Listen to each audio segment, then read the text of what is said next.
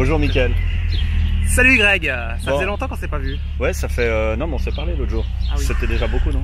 Oui, mais c'était en vidéo, là enfin on peut profiter un peu du beau, du soleil, de la chaleur. Mais regarde, enfin, juste un petit tour d'horizon pour montrer notre cadre de travail aujourd'hui. Juste pour rendre les gens jaloux. Les gens sont facilement jaloux. Oui, c'est un beau bureau. Hein. Ouais, alors dans cette vidéo, on va parler de Uniswap. Ça fait longtemps qu'on nous demande, en plus on a ça dans pas mal de commentaires. Donc on a un grand spécialiste, enfin on a deux grands spécialistes de Uniswap qui passent leur temps à faire des transactions, qui vont expliquer enfin comment on fait une transaction, à quoi ça sert, un peu quelques mots sur la défi, et puis justement le prix des transactions en gaz et tout ça, que ça peut être chiant par moment, que voilà. Ouais, je Et pense des qu'on trucs va, on va surtout en effet regarder le côté gas. On va faire plusieurs vidéos différentes sur Uniswap parce qu'il y a quand même plusieurs choses assez complexes à expliquer là-dessus. Pour les personnes qui sont un petit peu plus avancées, du coup, il y aura aussi des vidéos aussi pour eux parce qu'on va vraiment expliquer plus en détail vraiment le gaz, comment ça fonctionne, les prix et puis pourquoi est-ce que des fois on paye plus cher, des fois moins cher. Puis pourquoi des fois le network qui coûte plus cher tout simplement, même si c'est long ou bien pas pour une transaction. On va pouvoir aller un petit peu plus en détail sur toutes ces choses-là, à mon avis. Et puis justement, on a Mickaël qui connaît bien plus justement sur le côté vraiment gaz et autres pour tout Voilà, ça. et puis quelques petites données aussi techniques, séparation pour bien clarifier les choses qu'on va pouvoir approfondir un petit peu. Parce que souvent il y a des mélanges de termes qui sont faits et ça peut vite poser problème. Ouais, par exemple comme gaz et puis gaz de ville. Ouais, bon. Par exemple, C'est pas ce genre de truc là, non, mais c'est plutôt la différence entre une adresse Ethereum et un wallet. Ça c'est vraiment très important de comprendre en fait la différenciation et de comprendre toutes les mécaniques et qu'est-ce que ça impose, parce qu'il y a certaines choses qui sont compatibles à certains endroits et d'autres qui ne le sont pas, mais pourquoi? Et c'est ça qui est important. Voilà. Et on va le voir de suite. Maintenant, comme on a l'habitude, mettez des pouces bleus maintenant parce qu'après les gens quittent la vidéo puisque c'est généralement très inintéressant. Alors profitez de mettre des pouces bleus pendant que c'est encore intéressant, pendant qu'on voit nos têtes et pas un laptop. Et puis si vous êtes nouveau, n'oubliez pas de vous abonner. Voilà. Rendez-vous sur le bureau. Alors voilà, on est sur le PC maintenant, donc on va un petit peu regarder comment faire une transaction standard et un swap sur Uniswap. Donc ici maintenant avec la nouvelle version on a le choix, il y a des tokens qui sont disponibles que sur V1 ou V2, donc ça c'est souvent une erreur qui arrive chez les débutants, il faut bien faire attention sur lequel vous êtes. Nous on va rester sur V2 et on voit ici aussi qu'on est sur un réseau de test, c'est pour être plus rapide et puis surtout pour éviter les frais, comme ça on peut faire les démonstrations sans trop de problèmes. Donc Exactement. au cas où vous devez changer de réseau pour faire des essais, vous pouvez choisir les différents réseaux. Alors tout n'est pas disponible sur les réseaux de test, hein. En principe on est sur le réseau principal, on voit que là l'adresse sur le réseau principal elle est vide, donc là on est bien sur un réseau de test, voilà, qui nous permet donc d'avoir des ethers gratuitement et puis de s'amuser, de tester, d'effectuer Un bon moyen pour apprendre justement Uniswap et qu'est-ce que c'est MetaMask et autres justement. Voilà, donc tous ceux qui voudraient éventuellement tester sans perdre d'argent, on fera une petite démo comment remplir et récupérer des ethers gratuitement sur un réseau de test pour pouvoir justement vous entraîner, vous tester. On voit qu'ici il y a très peu de tokens, c'est normal. Voilà. Donc ce qu'on va faire, donc nous on a déjà fait un petit test pour voir que tout fonctionnait bien.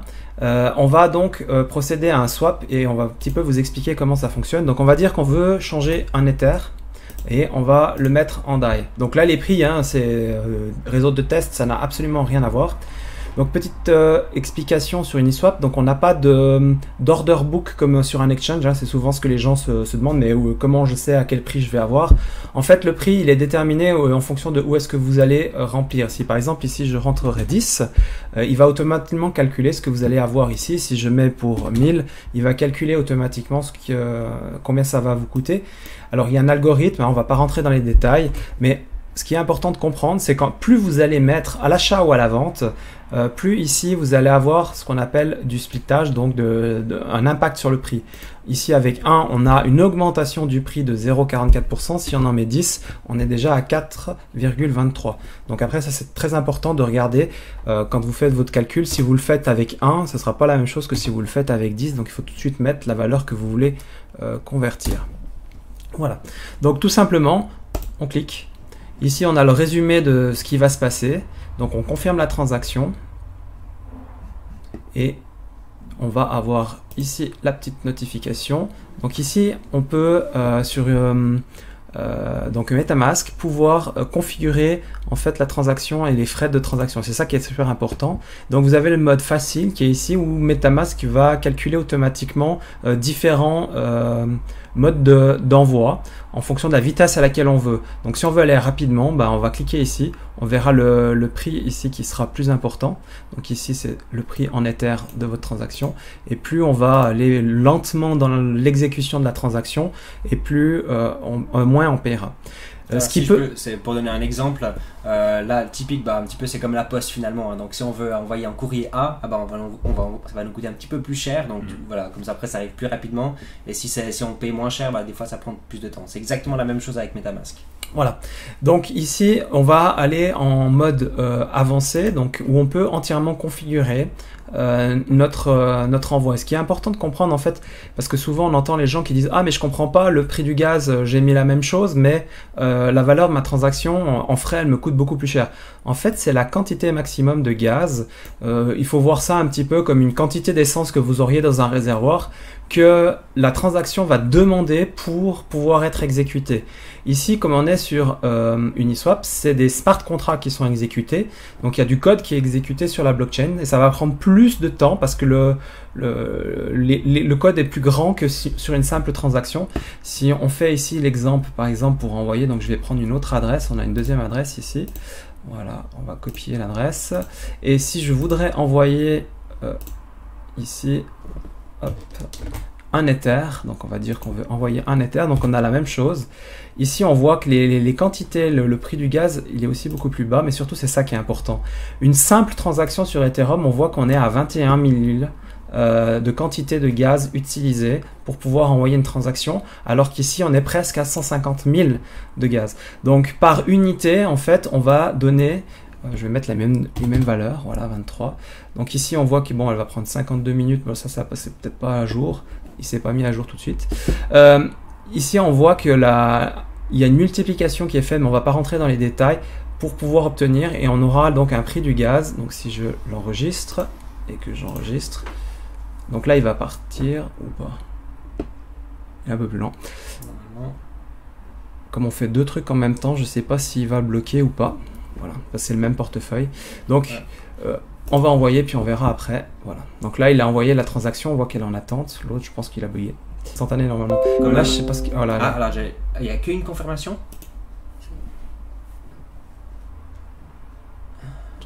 Là il est confirmé, c'est bon. Donc ça c'est le swap. Bah oui, puisqu'il n'utilise pas vraiment de gaz. C'est une simulation. Non, ça c'est sûr, ouais. Ah ouais, alors c'est instantané en fait, c'est juste. Ouais. Bah ça c'est une des différences entre le réseau test et le réseau. Il n'y a pas besoin de gaz en fait. Ouais. Donc on va aller sur Etherscan, donc ici, voilà.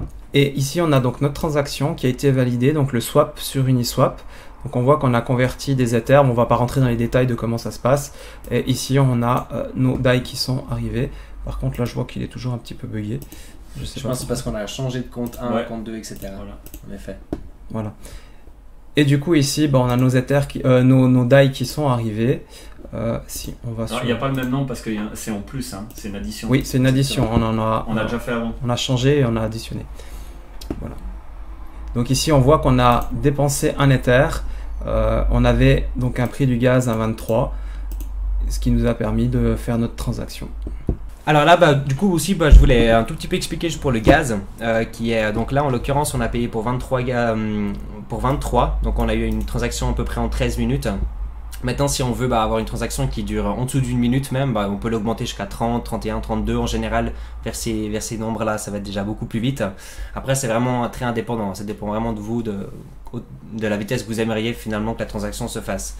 Maintenant, ce prix-là, finalement, c'est ça qui va payer finalement les mineurs. Donc, si maintenant vous aimeriez une transaction rapide, vous aimeriez passer devant d'autres personnes. Donc, c'est pour ça que ça va coûter aussi beaucoup plus cher la transaction qui va garantir, parce que les mineurs, du coup, ils vont mettre en priorité votre transaction comparé à une autre transaction qui avait déjà peut-être été effectuée, mais avec un prix qui était tout simplement plus bas. Donc, vous passez devant en fait d'autres personnes. Oui, c'est exactement ça. On peut le voir sur Etherscan aussi. Hein. Si on veut aller voir ça sur blockchain, pardon. Ici, on a les transactions en attente. Donc ici, on voit qu'on a beaucoup de transactions qui sont en attente, et en fonction du prix qui sera mis, Donc elle va passer plus ou moins vite, mais il y a aussi la partie gaz limite qui rentre en compte. Tout à fait. Puisque dans un bloc, on peut mettre actuellement jusqu'à 12 millions d'unités. Donc le but, c'est de pouvoir remplir un bloc en complet. Donc on va pouvoir imbriquer différentes transactions pour atteindre ce chiffre pour compléter un bloc. Magnifique. Donc c'est pas seulement en effet le prix du gaz, mais c'est la limite qu'on va donner en nombre de gaz maximal pour faire une transaction finalement, puis à 12 millions maximum par bloc, c'est ça? Voilà, exactement. Okay. Et puis maintenant, si vous voulez voir un petit peu les détails de où est-ce qu'on en est par rapport au prix du gaz, parce que ça peut varier en fonction donc de la charge réseau, vous pouvez aller ici sur ethgazstation.info et puis ici vous verrez pour une transaction standard, actuellement sur le réseau principal, hein, là on n'est pas sur le réseau un réseau test. Donc pour aller doucement, ça va vous prendre un peu plus de 30 minutes. Aujourd'hui, le prix du gaz actuellement, il est à 22 quasiment. Pour avoir une transaction en moins de 5 minutes, il est à 27 et à 35 pour une transaction en moins de 2 minutes, mais des transactions standards. C'est-à-dire que si maintenant vous avez des trucs un peu plus complexes, c'est possible qu'il faille mettre un tout petit peu plus que ce qui est indiqué. Moi, j'ai une question, ça varie durant la journée ou c'est généralement du jour à l'autre? C'est d'une seconde à l'autre, c'est à chaque bloc. À chaque bloc, en fait, on a la valeur qui s'active. Instantané. Alors après, ça dépend des sites. Il y en a qui font des lissages. Je crois que là-dessus, ils font un certain lissage là-dessus pour les quantités. Pour que ça tout le temps. Voilà. Mais c'est quelque chose qu'on peut suivre et voir quand on fait une transaction. Si je prends n'importe quelle transaction, on va aller ici, transaction pending. Voilà, on va prendre une transaction au bol. Donc ici, ils indiquent que ça fait 12 secondes qu'elle est en route. Et puis là, il n'a pas affiché toutes les données. Voilà, même pas été encore prise. Voilà, bon, elle a déjà été validée. Mais ici, vous avez un timer d'estimation qui arrive. Et du coup, parfois, il va vous marquer 6 heures. Vous actualisez la page. Tout d'un coup, il va vous marquer 2 minutes. Ça dépend vraiment de la quantité de transactions qui arrivent sur la blockchain. J'ai une petite question. Si maintenant, par exemple, de aujourd'hui à demain, on double le nombre de mineurs. D'un coup, il y a, je sais pas, une passion qui se soulève sur Internet, tout le monde veut miner et on double le nombre de mineurs. Est-ce qu'on divise par deux le prix des transactions? Non, absolument pas. C'est vraiment lié à la charge du réseau. Ce sera la difficulté de minage qui va changer en fonction du nombre de mineurs, mais il n'y aura jamais plus que 10 blocs, qu'un bloc toutes les 10 secondes sur Ethereum. Ok. C'est juste la difficulté finalement qui va monter. Voilà, la difficulté, le nombre de mineurs, en fait, il pourrait y avoir que 3 mineurs. Donc on ça changerait rien. Le réseau. Voilà. Ça pourrait faire augmenter le prix de l'Ethereum par contre, parce que justement il y a la difficulté vu qu'elle augmente, ça donne une meilleure sécurité, donc ça pourrait donner une valeur plus élevée à l'Ethereum parce que c'est mieux du coup aussi. Oui, puis surtout la quantité d'Ethereum qui est générée et distribuée avec les fees va être distribuée sur beaucoup plus de personnes. Donc la quantité d'argent que les gens vont récolter pour payer leurs frais de minage va être moindre, donc forcément ils vont vouloir vendre plus cher que s'ils étaient moins nombreux. Donc plus il y a de monde sur le réseau et plus forcément ça sera sécurisé et potentiellement la valeur du réseau va augmenter. Ok, super. Bon, en tout cas, s'il y a des autres questions, parce qu'on va pas aller trop en détail sur cette vidéo, donc s'il y a plus de questions, n'hésitez surtout pas à les mettre dans les commentaires, on y répond avec grand plaisir. On fera peut-être et d'autres pour tout à fait. Ouais, je pense que ça peut être pas mal de faire une petite vidéo en plus très spécifique sur un sujet très spécifique. Exactement. Okay. Alors voilà, merci beaucoup en tout cas Michael d'avoir fait cette explication. Et merci à vous. Merci à tout le monde d'avoir regardé et puis n'oubliez pas de mettre des pouces bleus et de vous abonner. Merci l'ami.